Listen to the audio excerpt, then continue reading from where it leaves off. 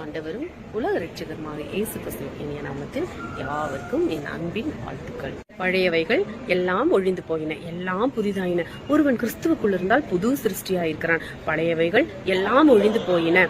2 கொரிந்தியர் 5:17. பக்தியுள்ள தந்தை ஒருவர் மிகவும் தவறாக வாழ்ந்து கொண்டிருக்கும் தன்னுடைய மகனை எண்ணி மிகவும் வருந்தினார். எனவே பல போதகர்களை அழைத்து வந்து தன் மகனுக்கு புத்திமதி கூற சொல்லுவார். ஒரு முறை போதகர் ஒருவர் அவனுக்கு புத்திமதி கூற வந்த போது அவனுக்கு மிகவும் எரிச்சல் ஏற்பட்டது. எல்லாரும் என்னிடத்தில் இருக்கும் குறைகளை எல்லாம் சொல்லிவிட்டு செல்கின்றனர், ஆனால் என்னிடத்தில் இருக்கின்ற எல்லா குறைகளும் எனக்கு தெரிந்தவைதான். நீங்கள் என்ன சொல்ல போகிறீர்கள் என்று மகன் போதகரிடம் கேட்டான்.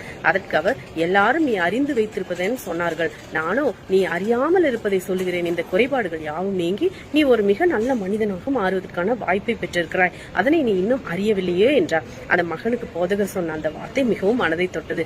நம்முடைய தவறுகளை நாம் அறிந்திருக்கலாம், நம்முடைய குறைகளை நாம் புரிந்து வைத்திருக்கலாம், ஆனால் நம்முடைய தவறுகளை ஒத்துக்கொள்வது நேர்மையானதல்ல.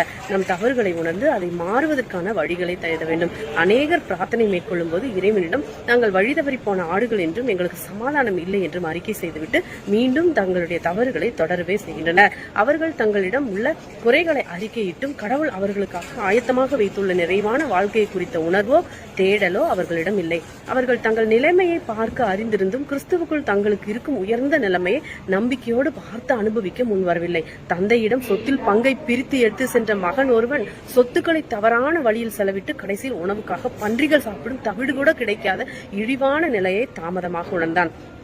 ஆனால் அதை நினைத்து நொந்து கொண்டு தொடர்ந்து அவ்வாறே வாழ்ந்திருந்தார் எந்த நன்மையும் அவனுக்கு ஏற்பட்டிருக்காது. அவன் ஒரு மாற்றத்தை விரும்பினான், மீண்டும் தந்தையை நோக்கி ஓடினான். எனவே அவனுக்காக வைத்திருந்த உயர்ந்த திட்டம் மற்றும் உயர்ந்த அந்தஸ்தை அடைந்தான். அதுபோல நம் கடவுளால் மாற்றப்பட்டு சந்தோஷமும் சமாதானமும் உயர்ந்த தரிசனமும் உன்னத குணங்களும் உடைய உயர்ந்தோர் வாழ்க்கை வாழ்வதற்கான வாய்ப்பை பெற்றிருக்கிறோம். அந்த வாய்ப்பை பயன்படுத்திக் கொள்வதுதான் கிறிஸ்தவ வாழ்க்கை. நம்மை பாவி என்று அறிக்கை இடுவதில் அல்ல, நம்மை கடவுளால் மாற்றப்பட்ட பரிசுத்தம் உடையவனாக பிறருக்கு காண்பிப்பதுதான் ஆன்மீகம். தவறை செய்வது சாதாரணமானது, அதனை உணர்த்தும் போது உணர மறுப்பதே பயங்கரமானது. ஆமேன். நீங்கள் ஆசீர்வதிக்கப்பட்டவர்கள். அல்லேலூயா.